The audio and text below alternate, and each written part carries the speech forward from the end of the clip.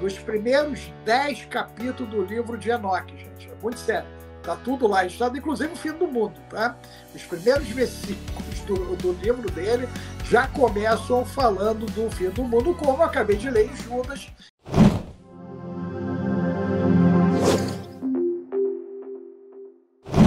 As mulheres, olha só, as videntes, ok?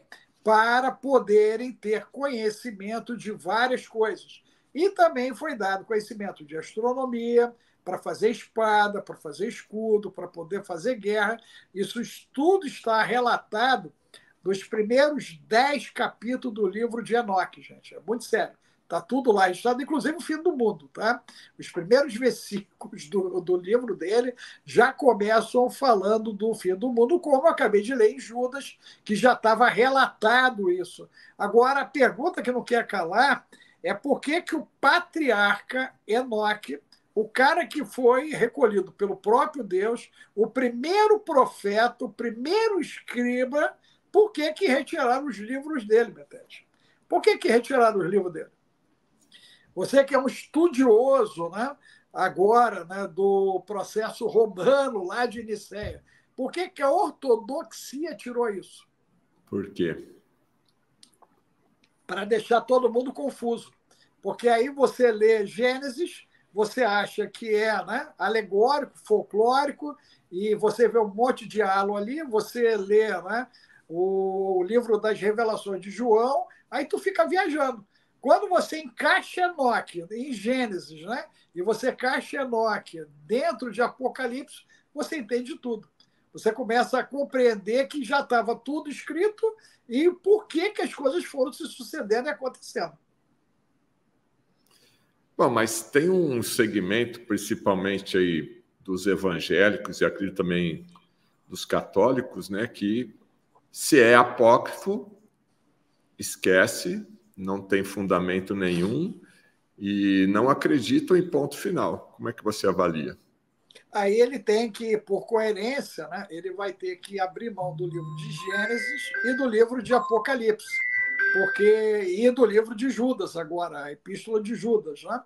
Porque esses escritos eles fazem alusão aos livros de Enoque, inclusive. Fazem alusão aos livros de Enoque, e Judas é explícito, né? A epístola de Judas é totalmente explícita. Ele mostra exatamente, de uma maneira bem sintética e concisa, o que seriam os relatos que estão lá no livro de Enoque. Ok? Então a gente percebe claramente que a retirada desses livros, né, foi justamente para causar tumulto. E não é só isso, não. Tem o Evangelho de Judas, que tiraram as crônicas do rei Salomão e tiraram também o livro de Isacar, fora os outros livros que tiraram. Estou falando desses porque eu destaco, porque são livros importantíssimos. Né? O Isacar é um livro de estratégia, inclusive. Essa é a tribo, né, que recebeu da base de Jacó agora a bênção da inteligência. Né? Eles eram, né, consultores em Israel, eram os mentores, eram aqueles que ensinavam o povo, inclusive a arte da guerra, sem nunca pegar uma espada. Cara. Os caras eram violentos. Isacar, né? O livro de Isacar. Então, na realidade, eles foram removendo isso e agora chegou um tempo, né, onde muitas pessoas estão se agoniando diante de um monte de fatos que é real, uma babel de interpretações que é real, e se você não tem a linha mestre, né, você simplesmente se perde no meio de tudo isso. As pessoas ficam realmente perdidas e confusas. Professor, então, na Bíblia Católica tem o livro de Tobias, Judite, Sabedorias de Salomão, Eclesiástico, Baruque, aí a Epístola de Jeremias 1 e 2, Macabeus, e então foram livros que foram acrescentados em 1546 aqui na minha pesquisa inicial. Então esses livros são válidos. Uma boa pergunta, né? Alguns deles fazem alusão a questões que nós temos que olhar com carinho. Eu vou ler esses livros também, tá? Eu vou fazer esse estudo lá no meu canal. Eu peguei de cara o Enoque, né? E a gente está pegando os apócrifos que são chaves para chegar nesses. Por quê? Em alguns deles, nós temos algumas situações de invocação na questão dos espíritos, ok? E aí nós temos que mastigar esses textos para entender qual é o contexto que eles foram inseridos. Entendeu, Betete? Por quê? Dentro do que está no livro de Enoque, né, a coisa é do sério por seríssimo. Por quê? Ele coloca a gente no corredor do entendimento. Ok? Ele te bota no corredor do entendimento.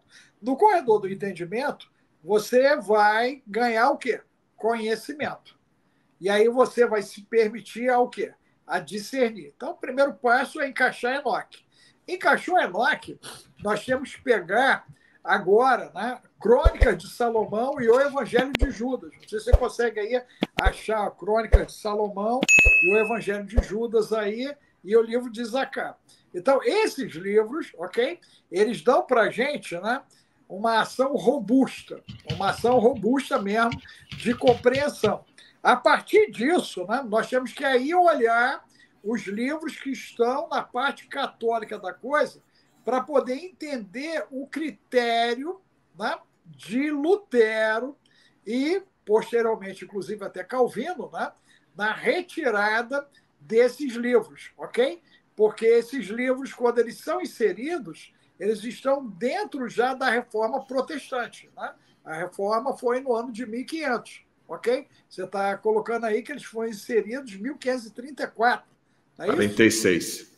46. Você vê, ó, já havia 46 anos de reforma, né, pegando fogo agora dentro da Europa, e aí é como se esses livros viessem como extintor para uma contra-reforma, ou seja, nós deixamos isso aqui escondido, nós vamos trazer isso aqui para encaixar, para dar uma acalmada, ok? Em relação ao pensamento da questão contrário à gestão romana.